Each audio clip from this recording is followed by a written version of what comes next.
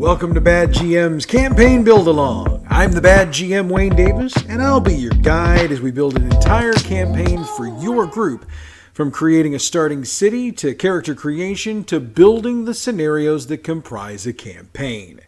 As you know, we've been building for the Deadlands Classic system, and we'll continue to build our campaign today. So when we last met, our characters were getting up the morning after bringing in their quarry. However, before they could do anything else, they began to hear murmuring about something happening at the jail. Heading there, they ultimately discover that overnight the jail had been breached, the prisoners escaped, and the chief of police's personal safe was robbed. Also, 2 officers had been killed during this operation. Through much searching, it was discovered that the prisoners escaped through a tunnel under the jail that wound about 400 yards south of the jail, south of town. So the group realizes it's time to go southeast to chase the prisoners. Chasing their quarry through Texas, the group is met by a group of Mexican soldiers come north to get food, money, and arms. After a confrontation, the group realized they couldn't catch the escapees before they reached their likely destination of New Orleans, so they headed back to Triumph. When they got there, they found the jail under siege from 5 or 6 armed men. Getting there basically in the nick of time, they were able to defeat the ambushers and rescue the marshal and mayor from their entrapment in the jail. That's where we left off last week, and it's where we will pick up this week. We're picking up at the end of a battle, with the doctor checking on any heroes that need medical attention. Marshal Jim isn't really in a talking mood right now because they'd been under siege for the better part of an hour before the group showed up. He suggests that the group get a good meal, a bath, and a night's rest, and he wants to meet up with them in the morning to discuss everything that's gone down. That means they've got the remainder of the afternoon/evening to themselves, and you should feel free to allow them to do whatever they feel like doing. Also, toss them a white chip at this point for their heroism. If you want to increase that to one of the other colors, depending, you go right ahead. Before you proceed, you need to take into account whether or not any of your group has been seriously injured over the past couple of confrontations. Anyone injured in Texas should be getting closer to healed, while anyone injured in last night's fight will need some time on the shelf if it was serious. That's going to drive some of the discussions about what happens in a few minutes. You'll understand what I mean just a little better when we get to this. So with that thought, let's fast forward to the next morning. Once the group completes their morning rituals, in theory, they should be wanting to catch up with the marshal and discuss what went down last night. Plus, they want to bring him up to speed on what happened in Santa Fe. By the time they get there, it's obvious that Marshal Ed is anticipating a war coming. He's boarded over the broken jail windows, and he's hammered boards all over the holes in the front. More than that, he's dressed for war. He's got his long black duster on, and the group sees 2 pistols holstered. He also has a rifle and a shotgun and slings on his back, crossed in an X. Additionally, they see multiple rifles lined across the front wall of the jail, and it's obvious he's been loading them. However, he'll pause to meet with the group and discuss the events of Santa Fe and of last night. Though your group can do things in whatever order you and your group want to do them in, we're going to start with the rundown of Santa Fe. It's up to the group to decide how much they want to tell the marshal, but considering that, in theory, they didn't do anything wrong, they shouldn't have to hide anything. He'll be shocked by the escape, noting that the Santa Fe jail is really hard to break out, and as he ponders what he's been told, he comes to the conclusion that something like that sounds like the work of Longshot Gilbert. Now, if you'll go back in our story, Longshot Gilbert was reported to have been killed by our Black Widow before she bolted for Santa Fe. Marshal Ed will acknowledge that, but he'll also note that we can't really be sure he's dead now, can we? He'll also add that it sounds like something Gilbert would do. If they want to discuss the Mexican army, Ed will weigh in, noting that he'd heard the Mexican army had been encroaching farther and farther north, but he's genuinely surprised that they were that far into Texas without the CSA taking action. He states that this is the sort of thing to keep an eye on, and he will pass the information along to the Texas Rangers. Moving on to the discussion of last night's actions, Ed reports that sometime last night he went through a batch of old wanted posters he had for bounties that had never been claimed, and noted that he recognized one of the dead attackers as being a part of the Coulson Corporation. The group can make their area knowledge checks with a DC of 10 for most, unless they just happen to be from around the area or are a bounty hunter or have some sort of profession that would have them regularly in the area. In that case, make it a 6. Here's what they find out with a successful check. The Colson Corporation is a group operating out of western Kansas, eastern Colorado, and northern Oklahoma. There are rumors they're funded by businessmen in all 3 states. They steal, they burn, and break, and kill. Marshal Ed can tell them all of that if they don't make their rolls, and he'll add this. Their leader, Francis Colson, has enough bounties on him that a man could retire if they could catch him. By the way, if the group is interested in just how much the bounties would be worth, make it somewhere around $30,000. Not that they're ever going to get close enough to cash in theory. Marshal Ed has his own thoughts about the Colson Corporation. He had a deal a couple of months back with what he calls a snot-nosed little punk, and that kid had pulled a gun on the mayor. The mayor did the proverbial pimp slap to the punk, then drug him to the jail. Marshal Ed took the punk's guns, tossed him into a cell overnight, then fined him $5 in the morning and released him. It was a couple of weeks later that he found out the little punk happened to be the nephew of Francis Colson. He admits he was expecting some sort of payback, but something like what happened last night is way beyond any sort of payback he could have expected. He then reports that the day the group left Triumph for Santa Fe, he sent word to Dodge City to an old friend of his, Deputy Sheriff Roscoe Clint, asking him to come down to discuss the various weirdness that's been going on recently. Clint's reply was that he'd be in Triumph by later tonight or tomorrow. Marshal Ed explains that Clint should be able to shed a bit more light on some of the mystery that they're dealing with and should be able to help them figure out what their next move should be. Insofar as today, Ed makes it clear that his one and only goal is to hunker down and try to stay alive until Clint arrives. Now, Marshal Ed won't ask the group for help, but as a GM, I'd play it like he's hinting at it. The appearance of the jail should make it clear he's planning on a siege at some point, so he's probably not going to be in any hurry to leave the jail. So if the group offers to help, he'll gladly accept it, and he'll deputize them for the next 24 hours to keep an eye on Triumph while he stays as hidden as possible. The group's only job is to maintain the peace in town, which shouldn't be too hard since most of the things that disturb the peace have been coming from outside of town recently. The group won't have badges, but Ed will get word to the mayor, and the mayor will get word to the rest of the town, so the players will have the authority, and it will be recognized by the citizenry of the town. Now, the group, of course, doesn't have to offer, nor do they have to take this onto themselves. If that's the case, they can go on with their day, doing whatever they want to do. If something like that happens, pop in a group of 5 or 6 bank robbers using the gunslinger template on page 88 of the player's guide. That should be enough to get them out and active. But for the purposes of this design, let's work from the assumption that the group offers to help out. That means they need to patrol Triumph during the day and through the evening. How that gets handled is up to the group. Do they split into smaller groups and patrol certain areas of town? Do they patrol as a group and do a circuit of town? Or is there some other idea they want to use? That's what I mean by leaving this up to the group to decide. And don't rush them on this. Give them the time they need to figure out exactly what they want to do to handle this. If you want, you can even hint that this decision is a very important one. For the record, it's not, at least not immediately. The group has the entire day to patrol the town. They can also, if they choose or if you want to suggest it, patrol out around the mines to make sure nothing bad is happening there.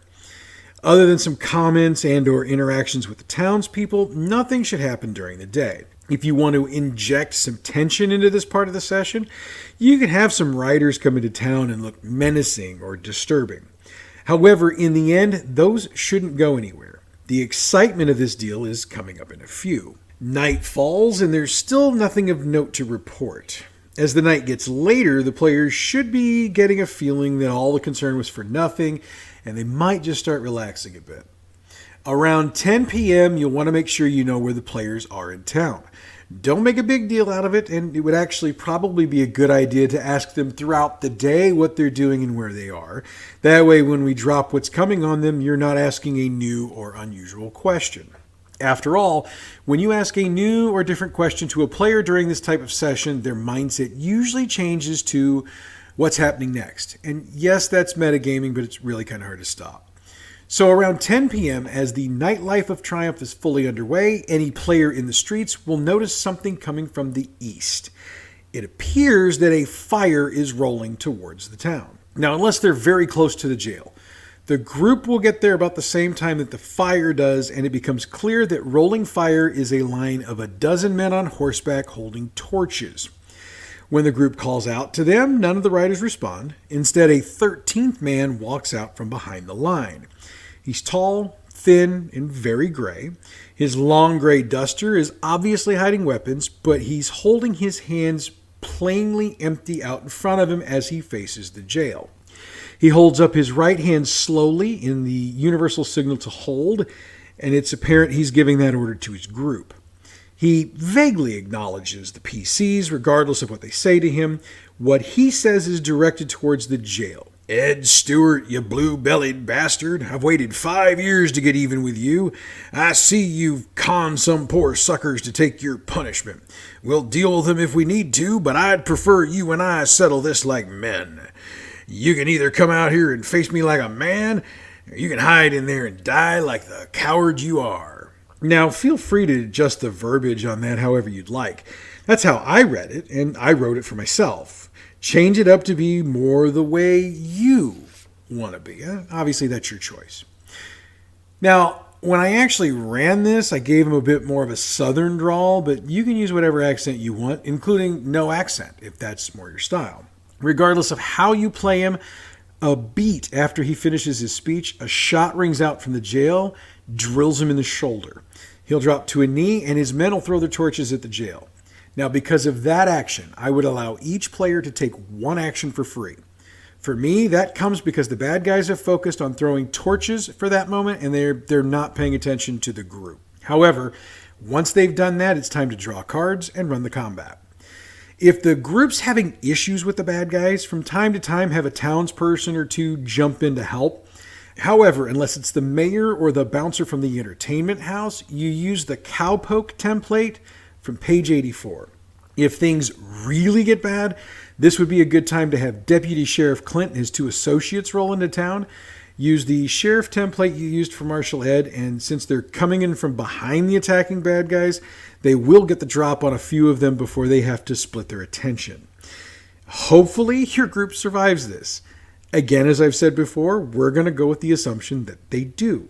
The townspeople get on putting the fire out at the jail.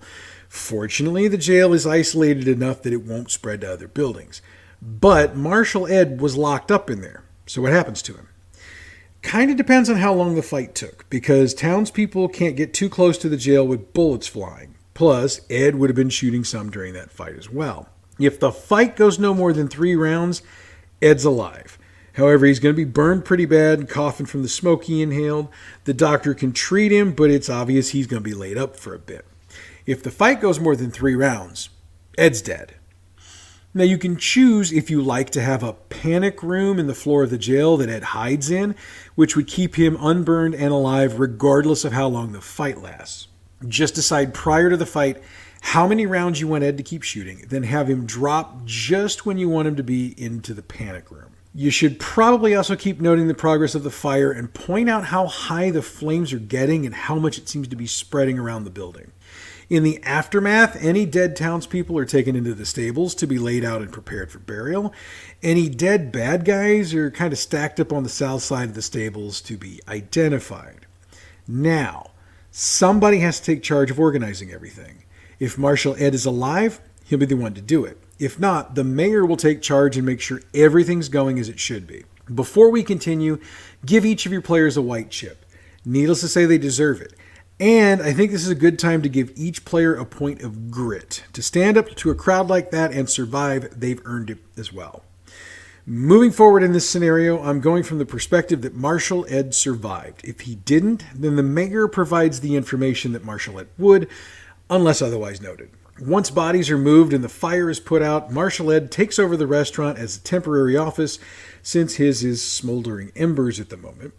He needs to think through what actually just happened. If Deputy Clint and his guys didn't come in to help in the fight, they're going to show up right about now, and they'll note they'd have been there sooner, but they ran into about 6 men with torches headed this way, and they dealt with them. All right, I'm going to swerve off the path for a minute here to give the descriptions of the deputy and his men. Clint himself looks like he was chiseled from a block of granite. 6'6", 285, solid rock muscle. He's also armed to the teeth, though you can decide what he's carrying. His hat covers a bald head, and he wears a close-cropped beard of brown. His two associates are about as big as he is. Chester Long is African-American, and Angelo Bronte is of Asian and Italian heritage. And hey, for the record, you can change these characters up however you want, make them whoever you want, make them big, make them small, make them whatever. I'm doing it for you the way I did it for me. Continuing then. All three men are friendly when they interact with people, but they walk and handle themselves like they own the space they're in. So with that, let's get back to laying out the aftermath. Once Ed gets a chance to sit down and think, he'll talk about the 5 years ago comment as well as the Blue Belly comment. He notes that he was in the Union Army, but it was longer than 5 years ago, and he never saw combat because he was shot in the butt by someone in his own platoon during training exercises. He had been conscripted, but the wound was severe enough that he was discharged from the Union Army. So with that, he has no idea what that deal was. Clint, having taken a look at the baddies before meeting up with the group, has a few thoughts of his own. He says he's not 100% sure what the deal was, but he does know that the old guy is Connor Coulson. He's the older brother of Francis Coulson. He also notes that Connor has a bit of a drinking problem combined with a nasty temper. Noting all of that, he flat out states that it probably wouldn't have taken much to set him off. Now, the next part of this depends directly on whether Marshal Ed survived or not. If he did, Clint will suggest that due to the fact that Francis Coulson will most likely send men to see why his brother didn't come back, the players will need to have their deputizations extended if they were deputized in the first place. If they weren't, he strongly suggests that they sign up, and he offers $1 a day from the county as pay. If Ed died, Clint will point out to the mayor that he needs a temporary marshal immediately. The mayor will pick one of the players to take the job, and which one he chooses is up to you. By this point, you know who'd be best for the job, so go with them. Clint will also recommend that the rest of the group be deputized or continue to be deputized with the $1 a day. Whoever gets the temporary marshal gig will get $10 a week and $2.50 per arrest for the duration of their time. The understanding is that the mayor will be looking for a replacement immediately, and unless the player really wants the gig, he'll try to have someone in place in a week. Once this has been settled, Deputy Clint makes it clear he wants to get out in front of what's going on as soon as possible, and he orders one of his associates to head to the town of Shawton and grab the help he's got waiting there. For the record, Shawton is about a day and a half north of Triumph, and if he pushes it, he can do it in a day. With all of that taken care of, Clint wants to know why he was asked to come to town in the first place. If Marshal Ed's alive, he helps the group present everything that's happened to this point. If not, the group is responsible for doing it all themselves. Clint has several thoughts on the things that have happened. On the most recent deal, he believes the Coulson Corporation won't stop until Marshal Ed and the group are dead or Triumph has been burned to the ground. His reasoning is that at this point, Francis Coulson will probably be mad enough to drive to that result. On the Longshot Gilbert information, he's got a shocker. Longshot Gilbert isn't dead, and he's 99% sure of that. He notes that Gilbert's been in jail in Cochise County, Arizona for at least the past 3 weeks and isn't due to get out for at least another month. However, he also notes that he wouldn't put it past Sheriff John Behan to allow Gilbert to either run his business from his jail cell or allow him privileges to get out for periods of time. Clint has a lot of not so nice things to say about Behan, and I'll leave those colorful thoughts for you to fill in, since I don't know how colorful you want your language to be. He also adds that he's definitely sure Gilbert wouldn't have come back to Kansas even if he got out of jail, because Clint has made it clear in the past that he'll kill Gilbert if he ever sees him again. Gilbert also wouldn't go to Colorado because the U.S. Marshals also want him dead. So in his opinion, if Gilbert got out, or when he gets out, he'll go somewhere in the CSA. However, he wants to check up on things, so he states that when the rest of his men get here, he'll send 2 to Tombstone to find out what's going on. By this point, it's very late at night, and everyone there agrees that the best idea is to try to get some sleep and begin the cleanup and rebuilding in the morning. When morning arrives, Clint and his guy help whomever is working on rebuilding the jail, which will be just about every able-bodied person in town. The mayor even allows some of his miners to help out with assurances that they'll get their regular wages for the day. The idea is that the group will handle peacekeeping in town again. A couple of days later, all of Clint's men are in town, and he sends one of his associates with one of the new arrivals to Tombstone, leaving Clint, an associate, and 5 additional men. This is the same day the jail is complete, bigger and better than ever. For several more days, things seem to be quiet, but Clint and his men remain. His argument is that trouble's coming any day now. Day 7, post-attack, is when the trouble arrives. It'll be late at night, and anyone keeping watch will need a cognition roll of 15 or better to notice people trying to sneak up into town in the dark. This time, there's 20 of them. As soon as anyone notices them and makes noise, the fight begins. Now, I'm being vague about where they are and how things are set up because at this point, I want you to lay this out. Where do the men come in? Where do they set up? Where do the defenders set up? What happens? That's up to you. Use the sheriff template for Clint, the gunslinger template for his associate, and the cowpoke template for the 5 of the guys. Also, any townsperson you can reasonably believe would be involved can be involved. Use the cowpoke template for them as well. Otherwise, run the combat and see how it goes, and remember to use the gunslinger template for the bad guys. This should be interesting. And we'll leave our campaign build at this point and pick up with the aftermath next week. Before we get the campaign recap going, I need to take a moment and tell you what grit is for, especially since I just gave your group a point. Or you did anyway. Grit works like this. Anytime a player has to make a guts check, which we haven't done yet in this game, they get to add a point to their roll for every point of grit they have. I'll get more into grit when we need to use it for the first time, but I figured I'd better define it now so that we don't use it in the wrong way. Okay, so with that business out of the way, let's get into the campaign recap. Now, before I start, I need to point out that my group didn't follow what I laid out. They chose to do things very different and therefore took their game in a different direction. So in presenting what happened, I'm also providing you with an alternate way to set up your own campaign, so feel free to use what I've run in your game if you so choose.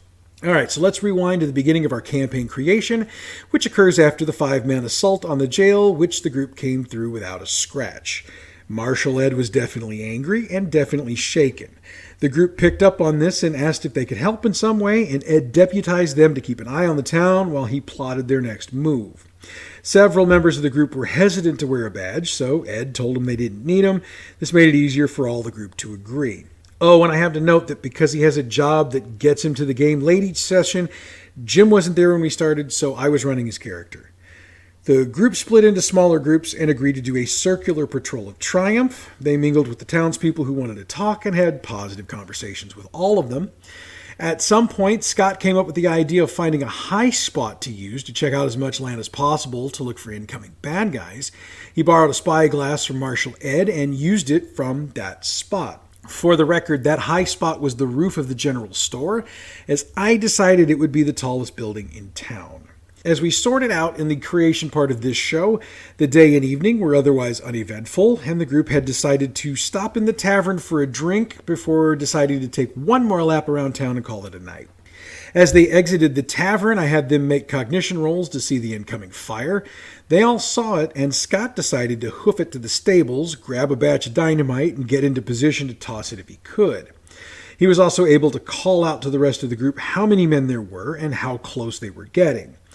While he was doing that, the rest of the group pulled a couple of wagons out of the stables and used them to block the road into Triumph. The group stopped just short of the wagons, and Connor Colson approached the wagons but turned to face the jail. I gave the speech just as I presented it before, and I did it word for word. However, instead of hitting Colson in the shoulder, I'd actually rolled a d20 to determine hit location, and Marshal Ed's rifle shot hit Colson in the head. With the damage I rolled, because I figured I'd better with a headshot, I realized he'd gotten his brains blown out with a single shot. Needless to say, that changed the course of this combat. Gabe quickly realized he had a chance to talk this out and used his abilities to try to convince as many of the potential attackers to leave. There were 20 of them in this case, and 15 of them decided to leave. They dropped their torches, turned tail, and sprinted out of there. With the entire group now trying to persuade, the other 5 decided that discretion was the better part of valor and dropped their torches and sprinted off as well. As in the creative part of this show, Deputy Clint and his two men showed up right about this point and noted they'd run into a whole lot of guys running hell-bent for leather in multiple directions. The conversation went, for the most part, just how I described it before. However, Scott had an idea. He decided he wanted to use his power to check the dead body to see if he could figure out why the attack took place. So, as I usually do when Scott uses this power, I pulled him into another room and explained what he got. He saw the exact same vision he saw the last time he tried this. A man in a Union Army uniform shooting randomly at people. When confronted by the person he's seeing this through, the man points a gun at him and threatens to kill him if he pushes the issue. The one difference this time is the man doing the shooting is Marshal Ed. That makes the discussion about Ed's military service even more weird and got the group discussing how two people could have had the same vision but with different people in the main role. However, they decided to table that discussion for the moment as they had bigger fish to fry. The group decided that they could probably track the men who rode off and follow them back to Francis Colson. Their reasoning was that if they could get to Colson, they could maybe prevent another attack against them. They weren't sure whether they'd attack, be attacked, or negotiate, but they decided this was the way to go. Clint informed them that he saw men heading in a bunch of different directions, but told them it was their call if it was what they wanted to do. So I had the players make cognition tracking rolls, and I set the target at 10, though they didn't know that. They followed the trail east for a while, and I had them make additional rolls over time. At one point, one of them rolled so well that I informed them that there was a set of tracks going due east, while two other sets of tracks wove in and out in a poor attempt to conceal the ride. As the sun rose, the group ran into another problem. By this point, they'd been up and moving for about 24 hours. So keeping that in mind, I had them make vigor checks with a starting target of 6. And again, they didn't know that. Needless to say, 2 of them failed this initial roll and basically passed out in the saddle from fatigue. The other 3 grabbed the reins of those horses and led them as they continued to follow the trail. A bit later, after another cognition tracking roll, I had them roll the vigor checks again. This time they lost 2 more, basically because the target was now 10. That left Max, who watched over the other 4 as they slept for about an hour. I agreed they could get in the saddle and search a bit more, though I warned them that pushing too much further would not be good for them. Fortunately for them, they came up on a rise a bit later, and approaching it carefully, they peered over the edge and noticed a rather large farmstead about a half a mile or so away, positioned in the bottom of a bowl formed by rises all around it. They realized the tracks led to that farmstead, and they backed away to find a hidey hole to take a nap in. After getting a few hours of sleep, they approached the gate to the compound and proposed to meet with Mr. Colson. Gabe and Scott offered to leave their weapons behind in order to gain entrance, and the 2 of them were escorted to the main house, which is where they were told Mr. Colson was. Entering the house, I set it up as looking like the home of a rich southern plantation owner. That's also how I played Francis Colson, very much a southern gentleman. In fact, when Gabe and Scott were led into his office, he offered them a drink. He even poured 3 glasses and let the boys choose what glasses they wanted. They accepted the drinks and they got down to brass tacks. They discussed the reasons for Colson's brother bringing him in to attack Triumph, and Francis tried to play it off like it really wasn't a big deal, initially. However, as the discussion moved on, Francis informed the group that Marshal Ed isn't the man he presents himself as. Francis pointed out that Ed has worked multiple times over the past several years in multiple towns, and he hasn't stayed very long, just long enough to wear out his welcome before he heads on to the next town to do his thing. Also, at each stop Ed's been on, he's had run-ins with Colson Corporation members, and Francis hints that Ed hasn't been treating them well or treating them fairly. However, through discussion, Scott and Gabe indicated that Triumph seems to be a good fit for Ed, and they don't anticipate his leaving anytime soon. With that in mind, they make an offer to Francis. If he calls off any further attacks on Triumph or Marshal Ed, they will personally guarantee Ed does not leave Triumph. Francis agrees to this and is so impressed with their candor he offers them a piece of information. He knows they're looking for the widow, and he knows where she is. El Paso, Texas. He also states he might be interested in doing business with them in the future and assures them it'll be above board. Scott and Gabe agree to consider the offer, they pay their respects, and they leave. They get their weapons back, and the group as a whole headed back to Triumph. I didn't give them any issues on the way back, so we fast-forwarded to their return to Triumph. They met with Marshal Ed and Deputy Clint in the jail and discussed the deal they'd made.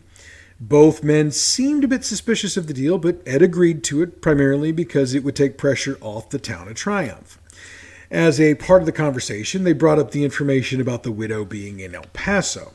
Deputy Clint pointed out the tip might be a trick or trap, but he and Ed both agree, as does the group, that if there's even a chance the widow might be there, they owe it to themselves to head there and check it out. So they spent the rest of the day and evening gathering gear and getting ready to head out. They decided that they wanted to load up a wagon since they'd be out for quite some time. And at first light, they left. Again, I decided I didn't want to have anything happen to them in transit, so we skipped ahead to them about a mile outside of El Paso. I noted that it was very apparent that the city of El Paso was smoking. The players asked if they could see fire, and I had them make cognition rolls with a target of 10. They figured out that they couldn't see fire, but that didn't mean parts of the city weren't on fire. So keeping that in mind, they decided to cautiously approach the city. About 500 yards or so out, they used the spyglass they'd gotten from Mayor Ed, since they forgot to give it back to him, and I forgot to ask for it, and they noticed a bunch of Mexican soldiers moving through town checking things out. Realizing this was bigger than they thought, they decided to skirt around to the south of the city, keeping the El Paso River to their backs, and continue to figure out what was going on. By the time they were done looking, they'd noticed at least 30 Mexican soldiers, but I made it clear they didn't have an accurate count. They found a hidey hole, waited for him to pull out of town, then went in to see if they could find a sign of the widow. I made it clear to them that anything made of wood was burnt completely out. Stonework and adobe were the only things left somewhat intact. They figured out what the nicest place in the city would have been, since that's the widow's MO, and checked there. They didn't find her, but they found the body of their other friend from Santa Fe. He was burned and stabbed to death. Gabe thought to look for a safe, and he found one.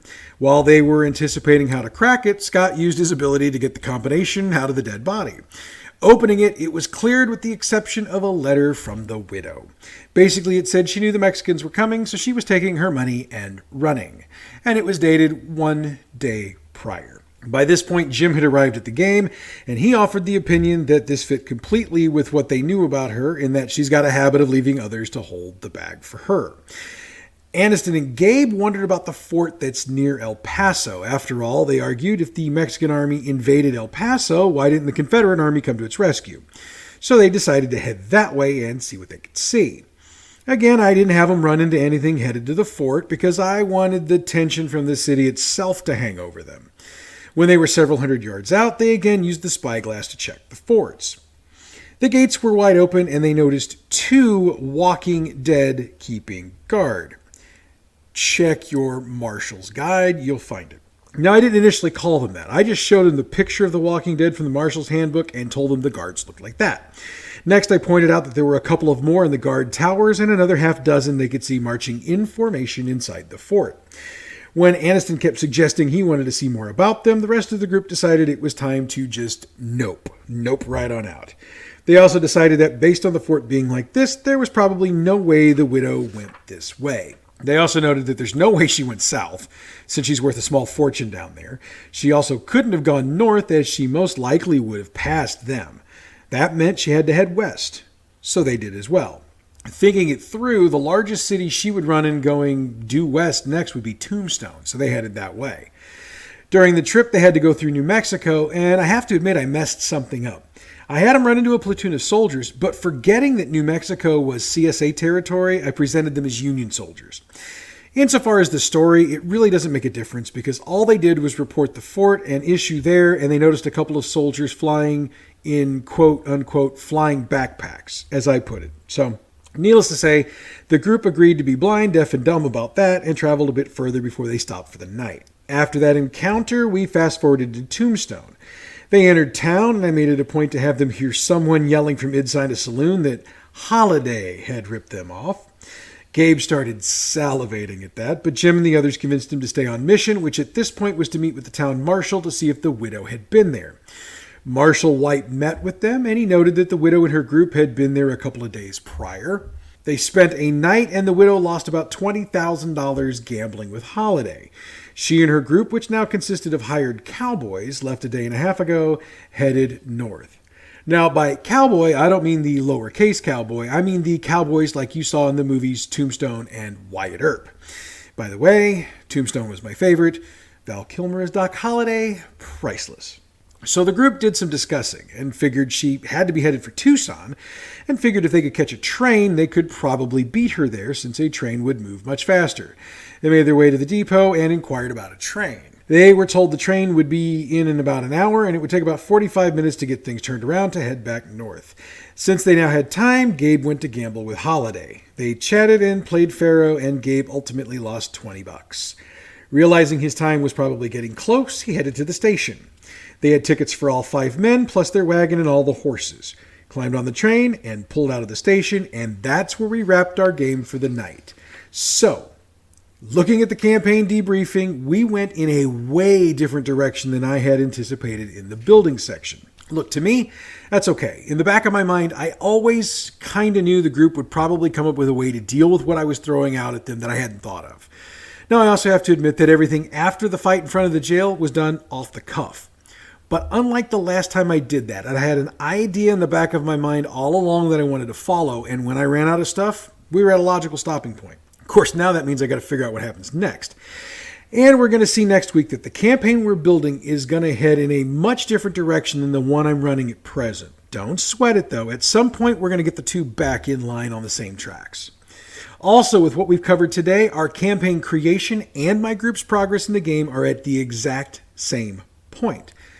But we game again tomorrow night, so next week we'll see where things go. The week after that, the creation part of the show will get ahead of the group again, and that's going to be interesting as we move forward. If you've got any questions about what we've laid out over the course of this show, or you'd like to share your own experiences playing what we've built, hit me up on socials or email me. I'll read it on the air, and of course, you'll get your props.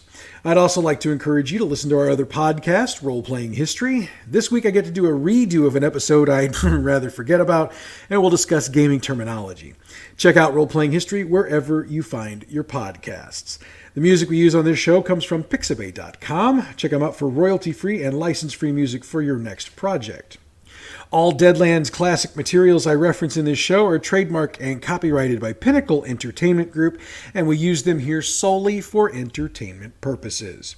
Bad GM's Campaign Build-Along is a production of Bad GM Productions. Follow us on Facebook, Bad GM Productions, Twitter at Bad GMP, YouTube, Bad GM Productions. We've got a Twitch channel, Bad GM, and you can email us at badgmproductions@gmail.com. Next week, we pick up where we left off this week and see what your group is going to do after being swamped with guys who want to see them dead. Should be interesting. That's coming up next week, and I'm looking very forward to seeing you there. Until then, I'm Wayne Davis, the Bad GM, saying so long for just a while.